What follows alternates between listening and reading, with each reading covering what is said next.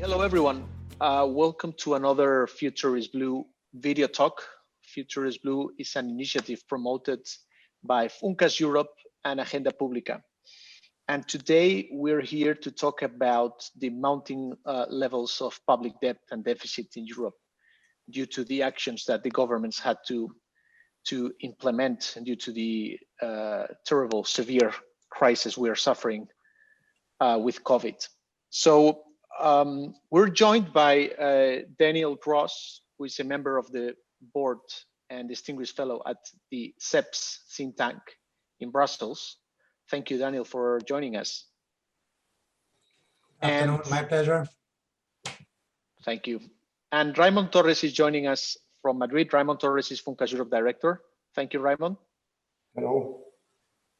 So I think let me start by asking you this question. I think there's no doubt governments had to take unprecedented actions due to the unprecedented situation we are all living with this virus, which had a terrible economic impact in Europe in particular. So, but of course, the effect of those actions is also is posing some challenges for Europe's economy. So I want to know, how long should governments stay implementing those actions that are having an impact on public deficits and on the debt levels in Europe? Daniel, what is your reaction to that?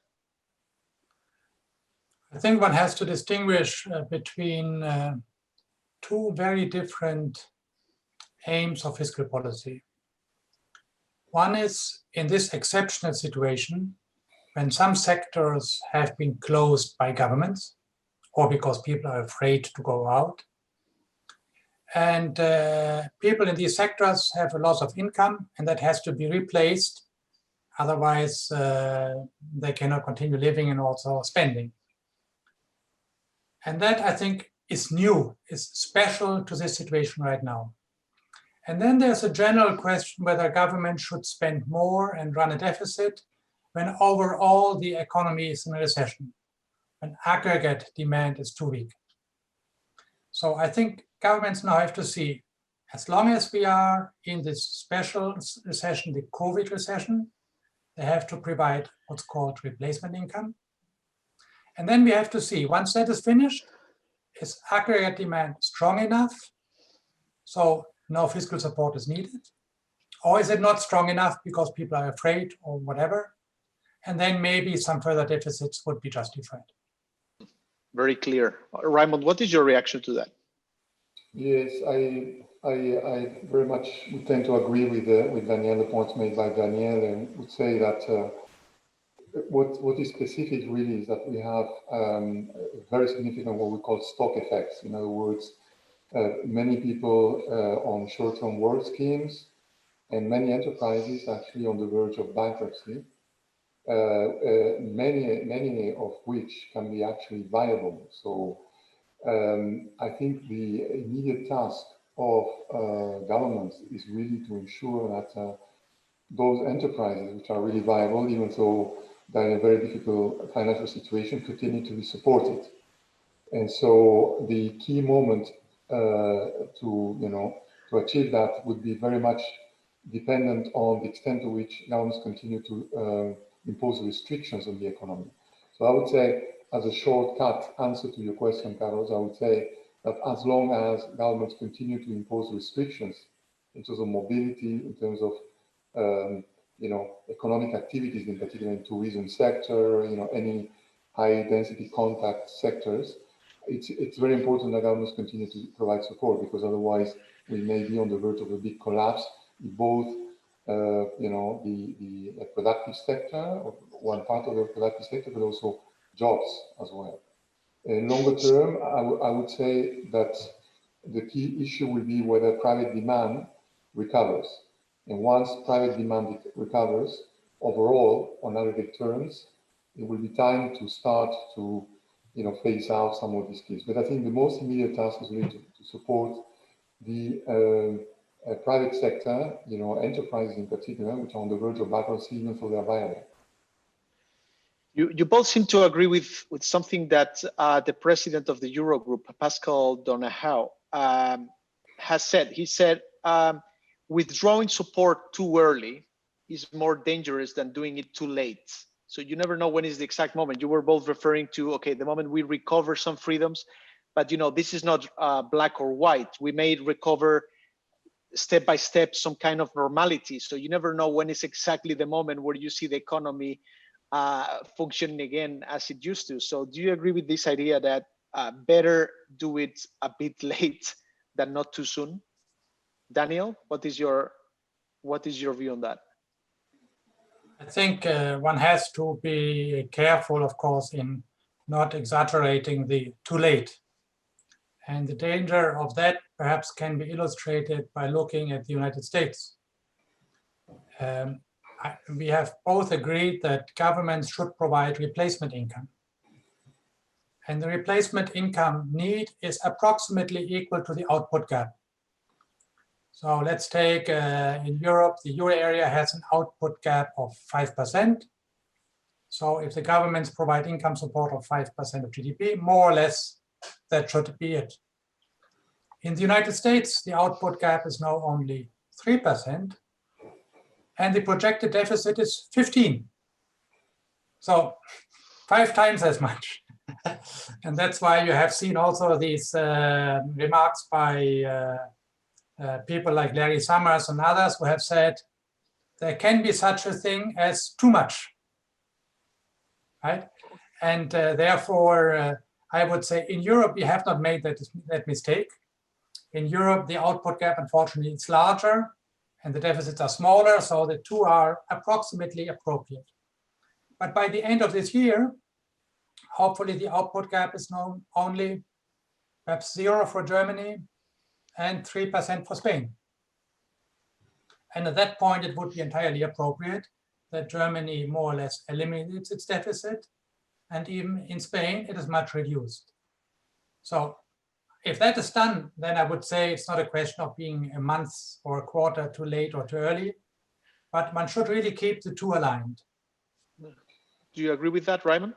Yes, I think that the sequencing again will be when restrictions start to be suppressed because of vaccination. We hope that vaccination would make much faster progress than so far, than has happened so far. But okay, once vaccinations will make progress, probably there will be a lifting of many of the restrictions. But I think there is a delay in between that moment and when, let's say, the private sector is in a position to resume spending and so on.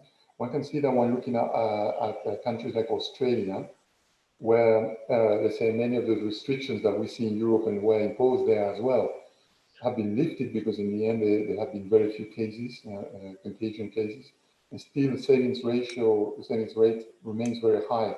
So there is probably a delay that has to be respected.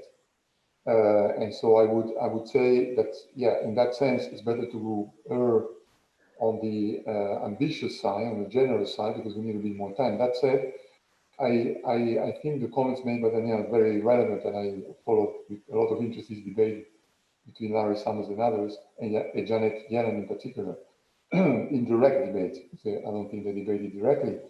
And I believe also it has a lot to do with the content of spending. I think once, at the moment, and also in the US, when many restrictions are still in place, in a way, it doesn't make a lot of sense to implement a big, huge stimulus package because it will not result in more spending. And it actually may lead in some areas to even price hikes. I wouldn't exaggerate, but whereas I think the present situation is one where you could be more generous, not so much on overall spending measures, but very targeted measures, as we have done in Europe. And I agree, job support schemes have been very successful by and large, enterprise support schemes, and maybe some sectoral measures as well. So I would differentiate also, and I would add, again, to the discussion, the issue of the quality of spending is very important. I wanted to move on a bit because European fiscal rules have been suspended. And there's now a debate of whether Of course, they need to be reintroduced at some point, but the question to you is when, and more importantly, precise, under what kind of format? Because there's a debate to maybe not exactly go back to the past, but rather looking into the future, adapt those fiscal rules to a post-pandemic Europe. Daniel, how do you see this debate? These rules have never been really applied, so they are mainly a political statement. A political statement that you shouldn't go above 3% deficit, and that a safe government debt to GDP ratio 60%. And I think that remains true. Whether the safe debt ratio is now 60, 70, or 80, I don't know, right? But somewhere there should be something which says, from now on, it gets dangerous. That is the sense in which I would interpret the rules. And that's also the sense in which I would say they should come, they should be followed again, namely once the corona restrictions are over.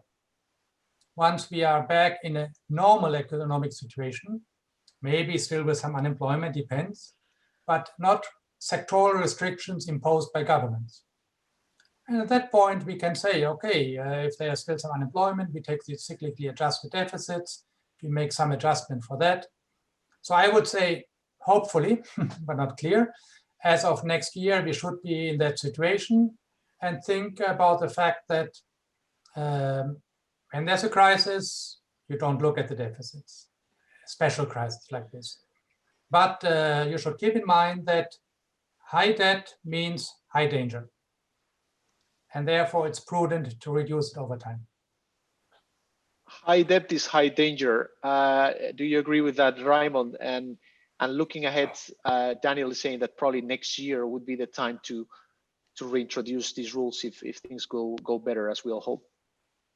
Yes, high debt is high danger in the sense, I mean, there were some before, some calculations which have proved wrong, that beyond a certain threshold, that threshold would automatically lead to,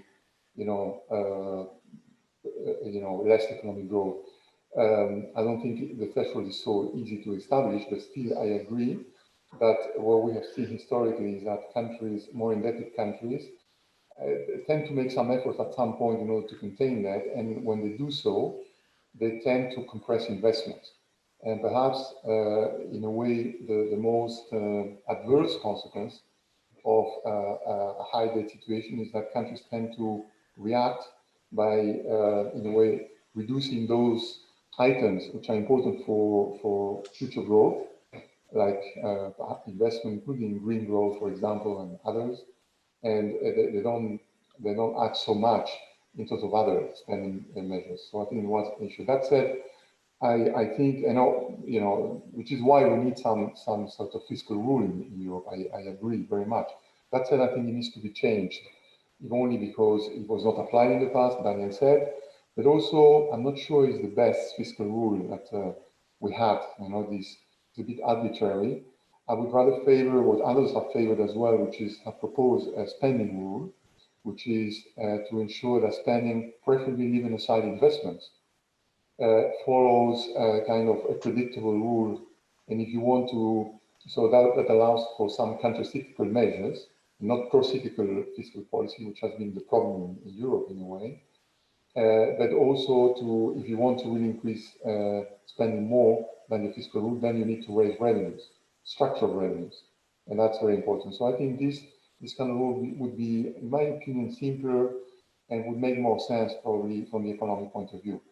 And then the last question is, when should this be done? Quite clearly, this year is not the time, and probably not, next year will not be the time either.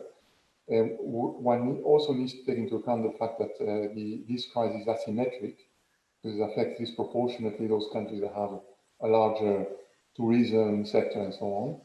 But I would say that the most important would be to take the time now, start now to think about a rule which could be applied perhaps as from 2023, but in a revised manner. Finally, I want to ask you about a question we've seen in the news. A group of economists in the last weeks looking at the amount of debt that the ECB has bought, and they've proposed and they said, okay, this debt can be canceled because it's so big that it doesn't make any sense to repay it forever, considering the amount. So does this make any sense? Would this be, is this a dangerous idea? Is this idea worth it? Daniel, what is your reaction to that? Well, this is, for me, a populist idea which doesn't look at the substance. The substance is that you really should aggregate or consolidate the central bank and the national treasuries, right? And if you do that, if your left pocket doesn't ask some money from your right pocket, it doesn't change anything, right? So as long as the ECB is aiming at price stability and maintains price stability, it doesn't really matter whether it says, I forgive this debt or not, right? Because you can make complicated calculations to show that to you because the seigniorage income will be lower. So you can show that theoretically and mathematically, but it should be clear. It's just pushing something from the left pocket to the right pocket. It doesn't change anything. The governments have put out little pieces of paper in which they say, I promise to pay back hundreds of billions of euro, and have given them these euros to people on the street, I want to say, right? To everybody. If they don't want to pay it back, okay, somebody will be disappointed. And if they want to pay it back, then it doesn't matter what they do between the ECB and the national treasuries. So that's why I don't think this is worth discussing much longer. So, Raymond, do you agree with that? This is a populist idea that is not worth the attention of policymakers at this very moment. I don't know whether it's populist, but I tend to think that anything is worth discussing. But I would agree that certainly it seems more counterproductive at this stage, because if you think about it, what do we need now from the ECB? We need an ECB which is doing what it is doing now, which is to create space for governments to support the economy in extraordinary times. And the ECB is doing that in various ways, including the PEPP, this pandemic purchasing program, and even intervening in interest rate fixing in a way through the TLTRO and other ways. So it has, as a result of that, it has created the space for fiscal policy to react. And in addition to do that, at a very low cost. I think you are in Belgium, Daniel, probably, I don't know about the Belgian government, the Spanish government is, the cost of debt, the interest rate is something like 0.1, 0.15 on 10-year bonds. And at some point it was even negative. And I don't know, in Belgium, it must be the same, probably lower than in Spain, even though public debt is about the same level. And the same in France, even in Italy and so on. So the ECB we have the ECB that we need now. So if this suggestion was taken seriously by governments, then it could imply that the markets would think that there is a risk of default on the debt, even though it's an ECB debt. Still, it would be very difficult to prevent this impression, and therefore the financial costs could increase. And therefore this would be counterproductive. So I would say this is not the way to deal with this issue, even though I very much agree that there is a question of whether and how can public debt be made sustainable. That's the real issue. I wonder what Daniel thinks about that. So if not canceling ECB debt, what can be done? Do you want to react to that, Daniel? At the level of market reaction and psychology, one can think about many ways in which they will work out, right? And I agree with Raymond that maybe actually the impact will be negative on market expectations. But I would just say I limit myself to the substance. In the substance, it doesn't change anything, provided, of course, the ECB sticks to its price stability target. And therefore, I would say all the rest is could go either way and become lost in a few percentage points here and there. Therefore, I would say the economic substance doesn't change, it's not worth considering much. All right. I want to thank you both. I think this was very interesting. You share a lot of insights on a key question for European policymakers for the next months. So I want to thank you both. Daniel Gros, member of CEPS think tank, I should say, because we always, for the Brussels bubble, we talk about CEPS, but I will say what CEPS means is Center for European Policy Studies, based in Brussels. Thank you for your contributions, and Raymond Torres from Funcas Europe. Thank you both. Thank you. You're welcome.